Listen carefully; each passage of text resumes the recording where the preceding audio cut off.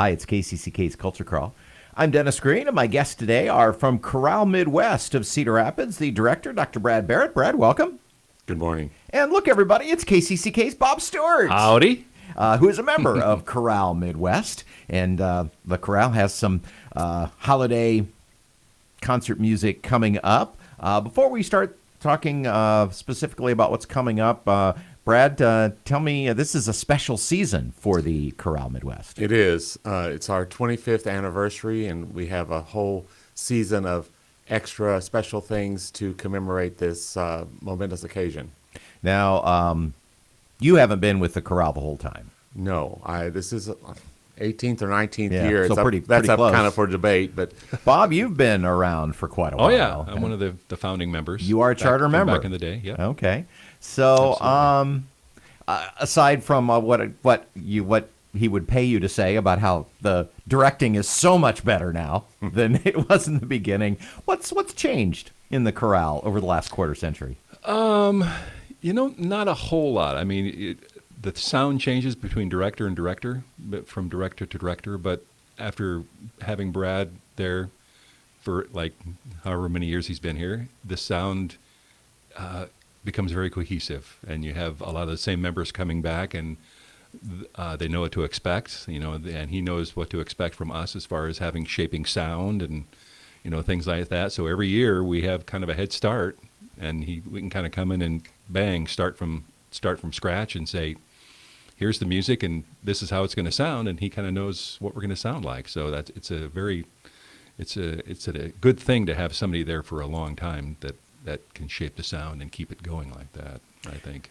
Brad, as you're programming, particularly a holiday concert, they are both a joy and a challenge, because we all love to come together and hear great music at the holidays. We have our own favorites, but you also want to bring something new to the party. So tell me a little bit about what goes through your head as you're programming the concert coming up. well, first of all, there's so many things that we need to think about as a director, and that is the ability level of your singers, the venue that you will be performing in, and of course the audience. Christmas is the one that over the years our records have indicated that it's the most well attended of all of our concerts. So feeding the audience at this time, and especially backing away from the pandemic, has been a big consideration of mine. This year we didn't know what to expect coming back. We out of respect for health issues and concerns, we postponed the beginning of our year into September versus August. I also designed the October concert that it would be all men would do a portion of the concert, all the women of Chorale Midwest would do a portion of the concert, and then the chamber singers, which is a highly auditioned group, would do a portion. And so the Chorale Midwest, as we have known it over the years, really didn't start as a large group until Sunday, October the 24th. And so with that said, I wanted to pull repertoire that was familiar from the past, and as well as find new things to keep the choir interested and excited. The big focus of our concert this weekend is a commission work by my colleague and friend Dr. Matthew Culloton, director of the singers in the Twin Cities, and so we're very excited about that. Again, the commission work is an arrangement of a familiar French carol, so that kind of met both familiarity and something new and innovative for both our audience and our singers.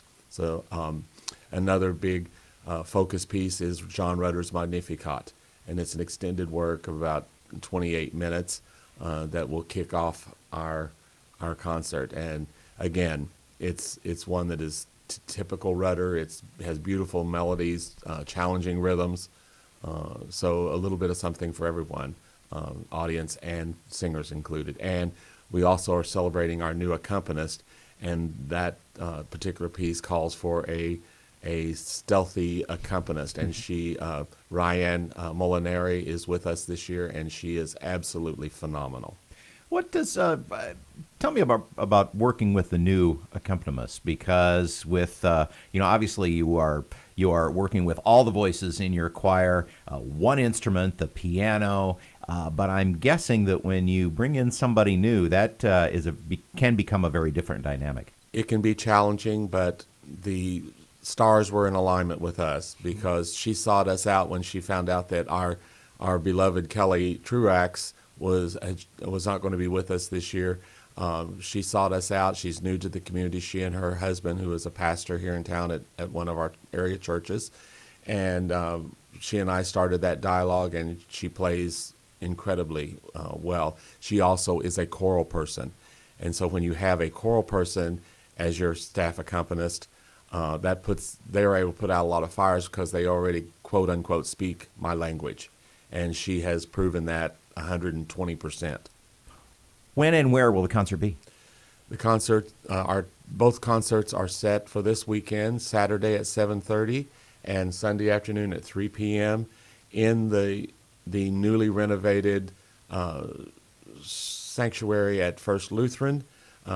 If our folks or anyone in the area has not been in that space since their reopening, it is a phenomenal choral space, and it's very attractive, and they've been very welcoming and want groups such as ours in their space. They're very protective of this renovation, and we appreciate that and continue to respect that incredibly.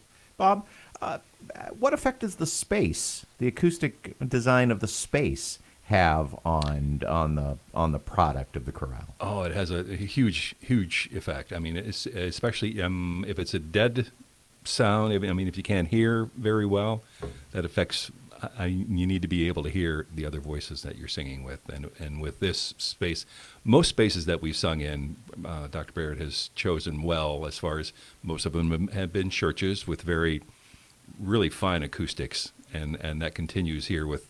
I think they have actually put up some acoustic tiles in the sanctuary to make it even sound better, make it more welcoming to singers and choirs like that. But it's just a wonderful space, and being able to hear yourself, for one thing. I think the old space there was carpeted, and it was a little not quite as lively as it is now. But it's very important to be able to hear all the voices, and if you have a dead space, that makes it hard to do. So this is a very very fine space to sing in. It is exciting when an organization like a church goes through that remodel, but keeps this in mind, that they want it to be a great performance space as well as a great worship space. Well, and what is so there's several things. It's been very interesting, and Bob and I were talking about this earlier too.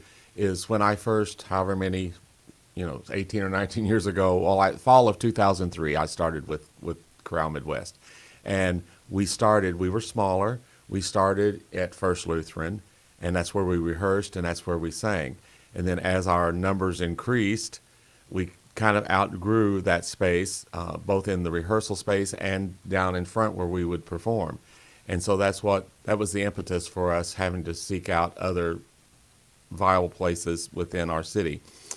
So now with the renovation, the performing space is much more open and will facilitate large choirs to be there. That was one of the big draws for us to return there, and especially during our anniversary year, which that's where it all began. So it's kind of coming home to that space, which is really neat. Plus the Lutheran tradition in choral music. The Lutherans have valued and treasured choral music for centuries. And Iowa is kind of I think United States, Iowa and Minnesota, kind of the United States epicenter for good Lutheran choral music. Yes. And we really appreciate that. It's the Chorale Midwest. I know that that's how you say it. Chorale Midwest, coming home to First Lutheran in Cedar Rapids on the 11th and the 12th of December, with an evening concert on Saturday and an afternoon concert on Sunday. All right, Bob, I'm going to put you on the spot. What's your favorite moment in the program? I love the John Rutter. I'm a huge fan. I love singing John Rutter. Like Brad said, the melodies are all very, very catchy and just beautiful melodies that he has, very very stirring. And I think we sang this like 10 years ago. This is like a 10th anniversary of us singing this piece, and I love it. From start to, there's a couple challenging pieces in there that we're still working on, but we're getting those down, and it's a wonderful piece, and I'm looking forward to singing it. Any COVID safety precautions that guests should be aware of? Certainly, Bob. Masks are required, so keep that in mind. Well, you can't get in without a mask. Other than that, Okay, just use good sense. And there's no water allowed or drinks allowed in the sanctuary, so leave those out in the narthex or whatever they call it. Is it the narthex? Yes, out there. And other than that, come and join us. All right. It's Chorale Midwest in concert this weekend at First Lutheran. If people want more information, they can visit your website, which is? CoraleMidwest.org.